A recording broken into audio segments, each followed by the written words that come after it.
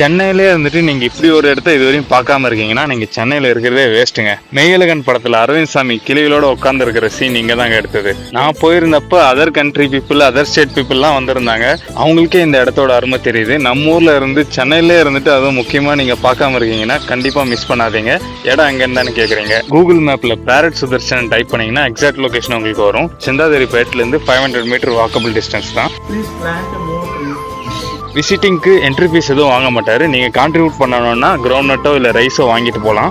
Timing evening 4:30 to 5:30 everyday. Week days mostly ஃப்ரீயாக தான் இருக்கும். வீக்கெண்ட் நீங்கள் போகிறதா இருந்தால் முன்னாடியே ப்ரியராக இன்ஃபார்ம் பண்ணணும். புக்கிங்க்கு கீழே கமெண்ட் பண்ணுங்கள். தேங்க்யூ.